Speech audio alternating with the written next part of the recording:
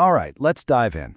We're about to explore a technology that, well, it's not just analyzing our world anymore. It's actively creating new parts of it. From composing music to designing drugs that could save lives, this is what some are calling the creator revolution. Let's get into generative AI. For decades, we've really seen AI as this brilliant analyst, right? A master of finding patterns in things that already exist. But what if it could be something more? What if AI could actually dream? Imagine an artificial intelligence that doesn't just understand the world we have, but creates entirely new ones. That's the huge revolutionary idea right at the heart of generative AI. So what is this stuff, really? Put simply, generative AI is a kind of artificial intelligence that makes new things. It doesn't just chew on data. It generates brand new, totally original content. I mean, think about it. A perfectly written email, a symphony, a jaw-dropping piece of art, or even a short film, all of it just born from a simple text prompt. And this gets us to a really fundamental shift in how we think about AI.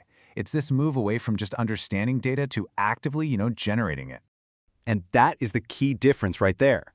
Traditional AI is like a master detective, finding all the clues and predicting what's next based on the evidence it has.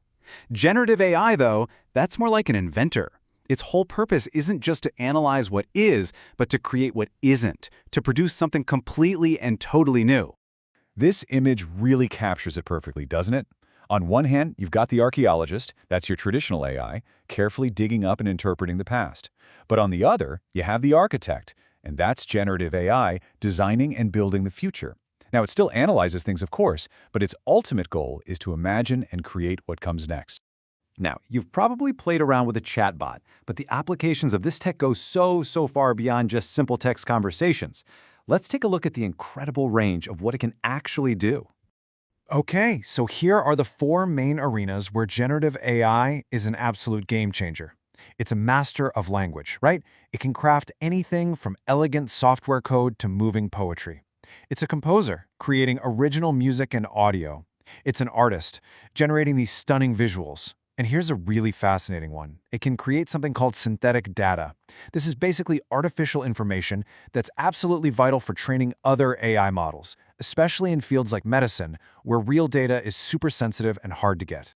And this is where it all gets very real. In arts and entertainment, it's composing symphonies, creating unbelievable images. In medicine, it's designing new drug candidates that could save lives and shave years off research. For e-commerce, it's building these hyper-realistic 3D models of products so you can check them out from every angle. And for coders, it's like having a tireless assistant that writes and debugs software. This stuff is, well, it's everywhere. So how in the world does it learn to be so creative? It's basically a 3-step journey. First, developers feed it a gigantic library of information. We're talking millions of images for an art generator or pretty much the entire internet for a language model. Then comes the training. The AI just studies all this data, learning all the intricate patterns, styles, and connections inside it. And finally, armed with all that knowledge, it's ready to create. It starts generating new original content that's a unique blend of everything it's ever learned. Okay, so the technology is clearly powerful, but what does that actually mean for us? You and me. What's the real upside here? Let's break down some of the benefits. The potential is just massive.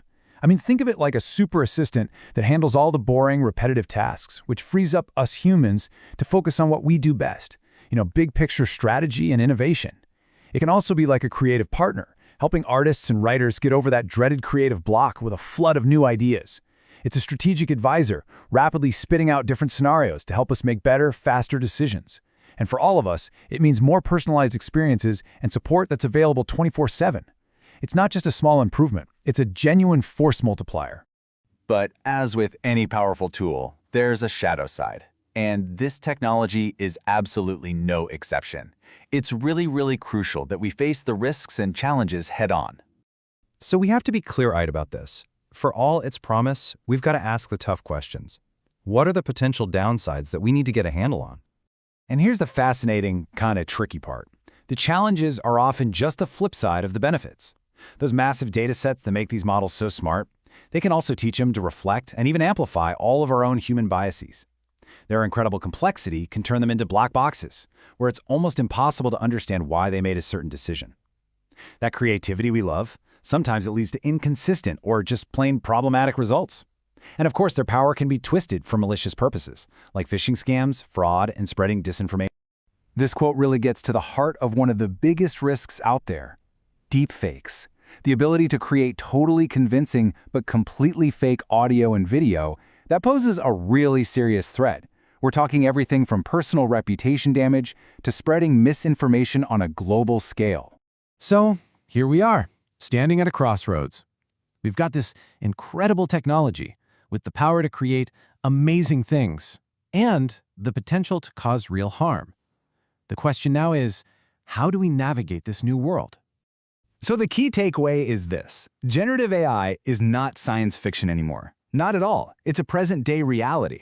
It's already woven into the fabric of our digital world, quietly powering the apps we use and creating content all around us. The future isn't coming. In many ways, it's already here. And that leaves us with the ultimate question. The tool itself is neutral, right? But its impact, that's going to be defined by the choices we make. We've built an engine that can imagine and create on a scale we've never seen before. Now we just have to decide what kind of future we want to build with it.